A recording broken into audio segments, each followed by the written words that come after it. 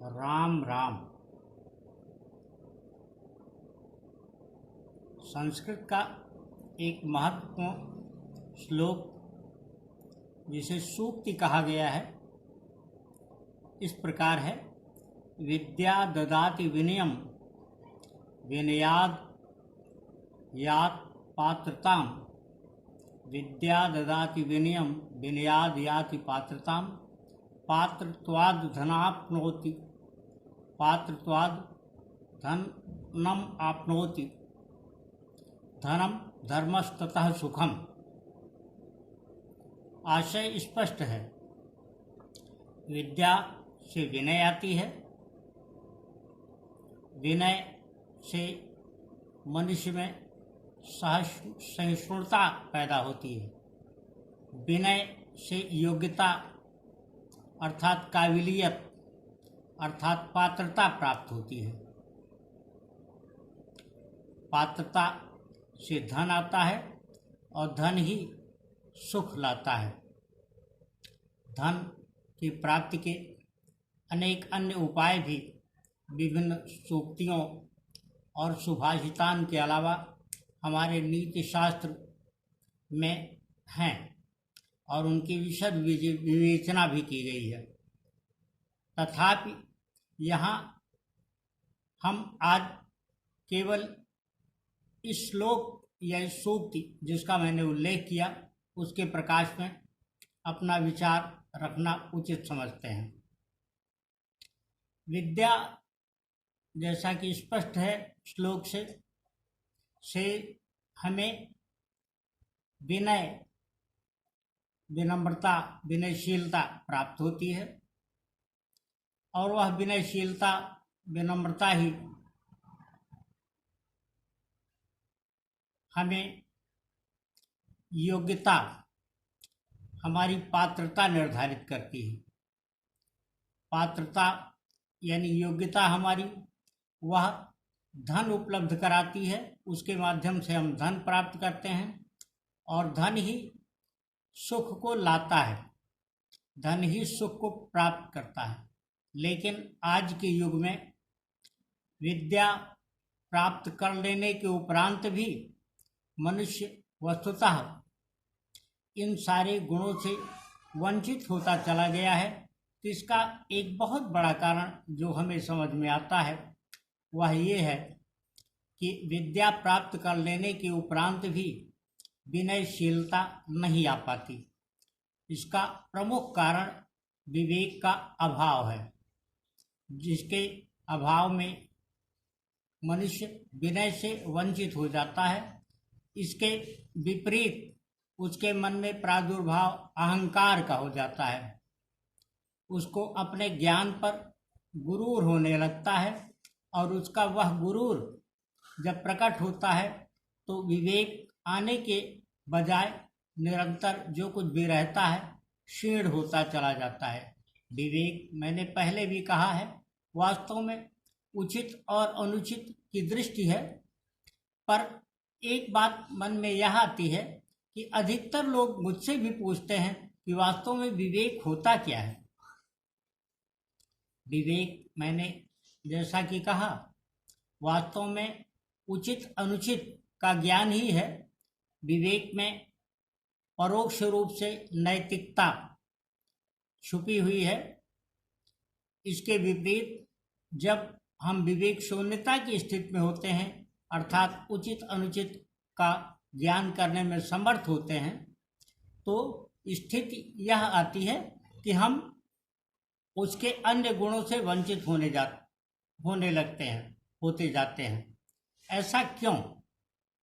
ऐसा बारंबार प्रश्न विभिन्न बातों को सुनकर विभिन्न लोगों से साक्षात्कृत होते हुए अनेक बार मेरे समक्ष आता है।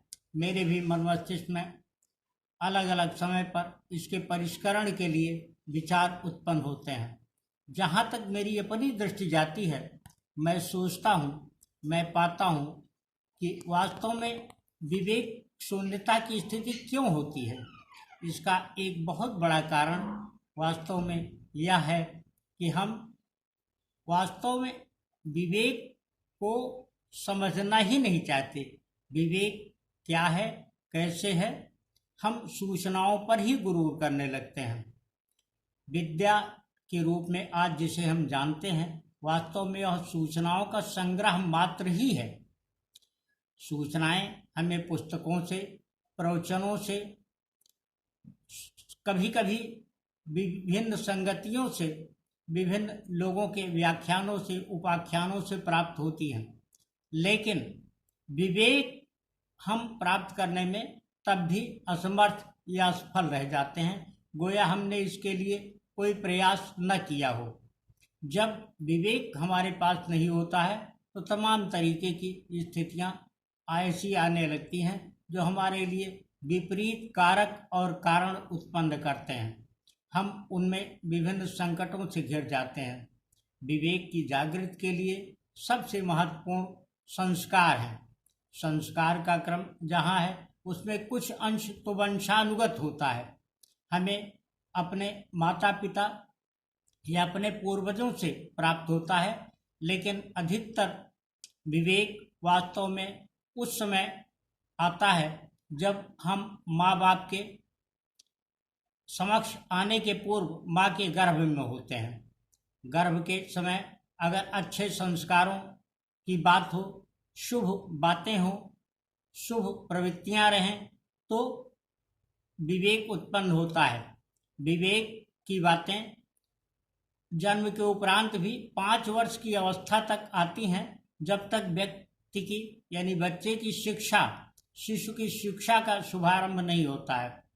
शिशु की शिक्षा शुरू होते ही वह ज्ञान में गोते लगाने लगता है, उसको निरंतर ज्ञान भरा जाने लगता है और वह ज्ञान विद्या के रूप में यानी जानकारियों के रूप में होता है, सूचनाओं के रूप में होता है। हम अपने बच्चों को सूचनाओं का संग्रहालय तो बना देना चाहते हैं, लेकिन उनके अंदर उचित अनुचित के विवेक, उचित अनुचित के निर्णय की क्षमता भरने से वंचित हो जाते हैं या वंचित उन्हें कर देते हैं।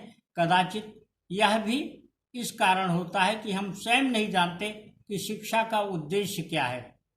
विद्या के बारे में अन्य तरीके से भी कहा गया है, विद्या वास्तव में वह है जो हमें अंधकार से मुक्त करती है। अंधकार से मुक्ति का आशय सूचनाओं से अपने मन को संतृप्त कर लेना नहीं, सूचनाओं का कोश, सूचनाओं का अंबार बना लेना ही नहीं। हम अगर अतीत से आज तक होती विभिन्न आपदाओं का विश्लेषण करें तो ये पाएंगे कि इनमें अधिकतर मानव जनित हैं।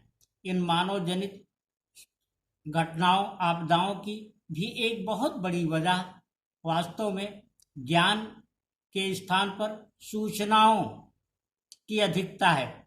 सूचनाओं की अधिकता के कारण मनुष्य एक दूसरे से प्रयोग तो करता है, लेकिन ऐसा करने के पूर्व वह यह सोचने में, यह निर्णय कर पाने में असमर्थ और असफल रह जाता है कि वह जिस प्रकार का प्रयोग करने जा रहा है उसका परिणाम तात्कालिक रूप से या दूरंदेशी कितना प्रभावी होगा। और यह स्थिति जब उसके समक्ष होती है तो वह स्वयं कोई उद्देश्य निर्धारित नहीं कर पाता और परिणाम उसका एक दुखद आपदा के रूप में होता है। कदाचित ऐसा ही जो आज विश्व आपदा के रूप में महामारी आई है, पिछले कुछ महीनों से जो लगभग 5-6 महीने होने जा रहे हैं, उसके साथ भी यह स्थिति है। खैर, बीमारी या वायरस की चर्चा यहाँ लक्ष्य नहीं है। लक्ष्य यह है कि संस्कार जीवन में कैसे आए जिससे विद्या अपने उद्देश्य को पूरा कर सके। विद्या उद्देश्य को पूरा करने में तभी सफल होगी जब विवेक होगा। विवेक के लिए आवश्यक है कि हम अपनी सनातन परंपरा और प्रवृत्तियों पर जाएं। पहले के समय में जब महिलाएं गर्भस्थ होती थी, यानी शिशु का आगमन उनके पास होता था, उनके समक्ष होता था, उनके गर्भ में होता था, तभी से वह सद्प्रवृत्तियों में जुट जाया करती थी। उन्हें अच्छी कथाएं, अच्छे संस्कार की स्थिति में डाला जाता था, अच्छी बातें उन्हें बताई जाती थी और शिशु का अच्छे ढंग से उसमें उसकी शिक्षा शुरू हो जाती थी वहीं से। अभिमन्यु के रूप में हमने यही देखा। अभिमन्यु इस बात का शाश्वत प्रमाण है, साक्षात प्रमाण है कि शिक्षा और अच्छी शिक्षा, अच्छे ज्ञान के संस्कार गर्भ की अवस्था में ही प्राप्त हुए। इसका आशय है कि मनुष्य को अगर उन स्थितियों में जा कर के शिक्षा दी जाए, माँ के पेट में शिशु के आने के समय ही उसे अच्छी शिक्षा, अच्छी प्रवृत्तियों में ढाला जाए तो अच्छे संस्कार बन सकते हैं। बच्चे के जन्म लेने के उपरांत संस्कार दे पाना तो परिस्थितियों पर निर्भर करता है, लेकिन पूर्व में गर्भावस्था के दौरान उसे शिक्षा किसी भी स्थिति में आसानी से या सहजता पूर्वक दी जा सकती है, चाहे माँ के समक्ष कितनी भी विपरीत स्थिति का क्यों न रही हो। इसलिए आवश्यक है कि हम उन प्रवृत्तियों को पुनः अपने जीवन में, अपने संस्कारों में उतारें और ये प्राप्त करें, ऐसी स्थिति बनाएं कि हमारे शिशु के आगमन के पूर्व, इस धरती पर उसके उतरने के पूर्व गर्भ में ही उसका सही तरीके से परिष्करण हो सके, उसको सही तरीके से शिक्षा दी जा सके, उसको सही तरीके से संस्कार के ज्ञान दिए जा सके। संस्कार कुछ हद तक, जैसा कि हमने पहले कहा, आनुवंशिक भी होते हैं। आनुवंशिक संस्कारों के दुष्प्रभाव से भी उस समय बचा जा सकता है जब गर्भावस्था के दौरान ऐसी स्थितियां बने, लेकिन गर्भावस्था की स्थिति आने के पूर्व भी अगर इस प्रकार की प्रवृत्तियों, इस प्रकार की संचेतना रखी जाए कि माँ को जो होने वाली है, अभी हुई नहीं है, उसमें अच्छी प्रवृत्तियां डाली जाएं, उसके साथ शुभ संवाद किए जाएं तो अच्छा होगा। आजकल देखने में आता है कि अधिकतर इस प्रकार के गर्भाधान या प्रेगनेंसी जिसे कहें, वह एक विकट घटना के रूप में या किसी कुंठा, किसी विद्रूप स्थिति में जाकर के होती हैं, या काम वासना की प्रवृत्तियों के दौरान गर्भाधान की स्थिति बन जाती है और वह स्थिति ही मनुष्य के शिक्षण में जो शिशु के रूप में उत्पन्न होता है, प्रारंभिक या बुनियाद बन जाती है। और उससे बचने के लिए बहुत आवश्यक है कि हम प्रेगनेंसी के स्थिति के पूर्व ही इस प्रकार की प्रवृत्तियों में चले जाएं, सत्संगत में चले जाएं और अच्छी पुस्तकों का अध्ययन करें, अच्छे ज्ञान और ज्ञानी व्यक्तियों के बीच में जाएं, सत्संगत में जाएं तो अच्छे संस्कार दिए जा सकते हैं। इस बात को हमेशा ध्यान में रखे जाने की आवश्यकता है कि हम जैसा बीज बोएंगे वैसा ही फल, और फल के पहले वैसा ही पौध पैदा होगा। कहते हैं कि बोया पेड़ बबूल का, आम कहाँ ते हो। अगर हमने बीज बोने के पहले यह ध्यान दिया नहीं दिया तो हमें सदियों अनापेक्षित स्थिति का सामना करना पड़ेगा। इसलिए बहुत आवश्यक है कि हम बीजारोपण के समय ही, वह चाहे किसी भी प्रकार का हो, शस्य श्यामला धरती बनाने का प्रश्न हो या अपनी अलग संतति, इस प्रकार की प्रवृत्तियों में प्रवृत्त हो लगे और तभी अच्छी स्थितियां प्राप्त हो सकती हैं और तभी अच्छे और सज्जन और सद्प्रवृत्ति के नागरिकों का विकास हो सकता है। जन्म के उपरांत 5 वर्ष तक की अवस्था में भी अगर शिशुओं को सही संगत में, सही पर्यवेक्षण में और सही शिक्षा दीक्षा के बीच में रखा जाए तो उनमें बहुत अच्छे संस्कार डाले जा सकते हैं। इस अवधि में यह ध्यान रखे जाने की आवश्यकता है कि बच्चों को सूचनाओं का सागर या कोष बनाने की तरफ न जाकर के उनकी प्रवृत्तियों को विकसित करने, उनमें सत्प्रवृत्तियां जगाने के प्रयत्न किए जाएं। उनको शिक्षा के बजाय विवेक और तर्क शक्ति का उनके अंदर विकास किया जाए। उनके अंदर जो अंतश्चेतना में उनके जो चीज़ें अभी तक नहीं फूटी हैं उनको जागृत करने का उपाय किया जाए तो निश्चित ही अच्छे नागरिकों का निर्माण किया जा सकता है और अच्छी संस्कृति का विकास किया जा सकता है। यह ऐसा कार्य नहीं है जो 1-2 दिन में पूरा किया जा सके, लेकिन मनुष्य एक दिन शुरुआत करनी ही होती है, तो क्यों ना इस प्रकार की प्रवृत्तियों की शुरुआत तभी से कर दी जाए जब ऐसी स्थितियां आए। इस संदर्भ में एक और अन्य बात महत्वपूर्ण है, वह यह है कि समय और शिक्षक ये दोनों ही मनुष्य की परीक्षा लेते हैं। समय वास्तव में मनुष्य की परीक्षा लेकर के उसको सिखाता है, उसे सीख देता है, जबकि शिक्षक पढ़ा करके लिखा करके अपने छात्र की परीक्षा लेता है। लेकिन गुरु वास्तव में अपने शिष्य की कभी परीक्षा नहीं लेता। गुरु अपने शिष्य को हमेशा परिष्कृत और परिवर्धित तो करने का प्रयत्न करता है, किंतु वह शिक्षा देने के उपरांत भी, ज्ञान देने के उपरांत भी, विवेक उत्पन्न करने के उपरांत भी इस बात की तरफ अपने को प्रवृत्त नहीं करता। कभी ऐसा नहीं सोचता कि वह अपने शिष्य की परीक्षा ले। इसके विपरीत ऐसा अवश्य देखने को मिला है।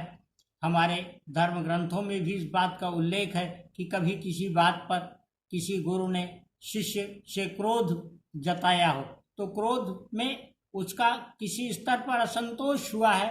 क्रोध उसे दरअसल शिष्य पर नहीं होता, वह अपने क्रोध को प्रकट करके स्वयं पर क्रोधित होता है और उसको ऐसा लगता है, आत्मग्लानि करता है कि उसकी शिक्षा देने में वास्तव में क्या कमी रह गई कि वो शिष्य को जो बताना या जताना चाहता था, शिक्षक अपने शिष्य को में जो ज्ञान भरना चाहता था, जो ज्ञान देना चाहता था, उससे वह क्यों वंचित रहा और वह ऐसा करने में स्वयं क्यों असफल रहा।